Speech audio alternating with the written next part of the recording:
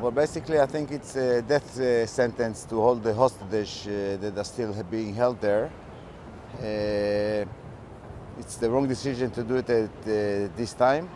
I think that we have to bring all the hostages back home safely. Afterwards, if they decide to take over the entire Gaza Strip, it's their decision. I think we should do something about the Hamas anyway, but not at this time.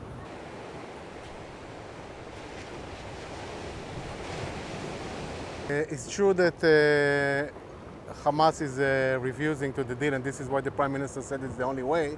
However, the Prime Minister said a few things that never happened. And unfortunately, almost 700 days after October, we still have 50 hostages in Gaza, and still Israeli soldiers are being killed. And we need to have a serious change.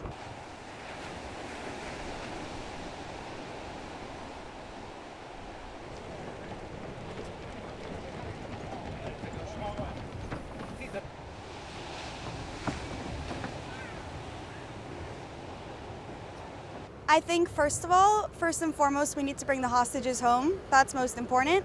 And after that, I think that the war in Gaza needs to end because so many soldiers are dying.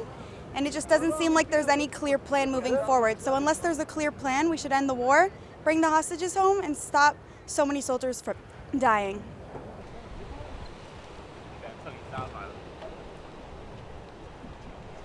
I know the plan is to get rid of Hamas, but we've been trying for 2 whole years. We haven't made that much progress, and we've lost so many soldiers, and we still haven't brought all the hostages home.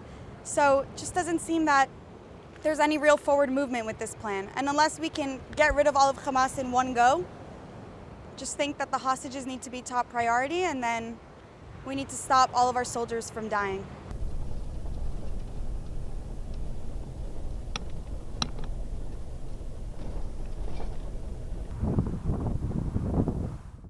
Benjamin Netanyahu said on Monday he will convene his security cabinet this week to decide on Israel's next steps in Gaza. The announcement follows the collapse of indirect ceasefire talks with Hamas. One senior Israeli source suggested more force could be an option. On a visit to Israel, U.S. Middle East envoy Steve Witkoff had said he was working with the Israeli government on a plan that would effectively end the war in Gaza.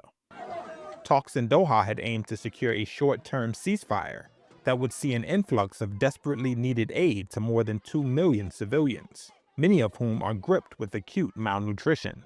Health authorities in Gaza said at least 40 Palestinians were killed by Israeli gunfire and airstrikes on Monday, including 10 seeking aid, adding another 5 had died of starvation.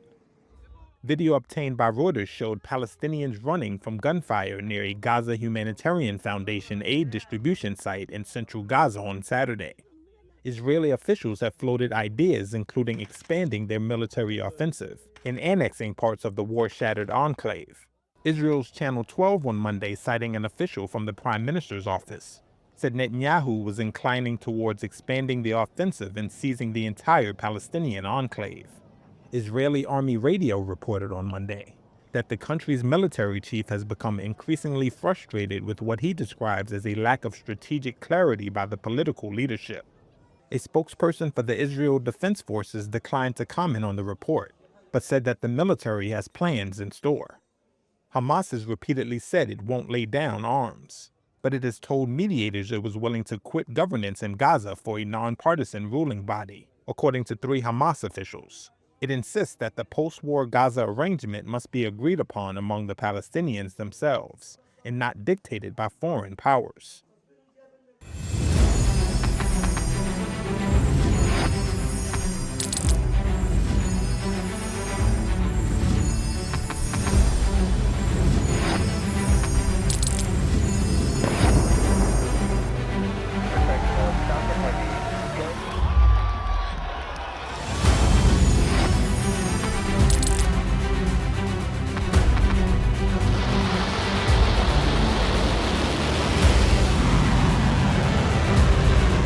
Been fighting so long and so hard that they don't know what the they're doing.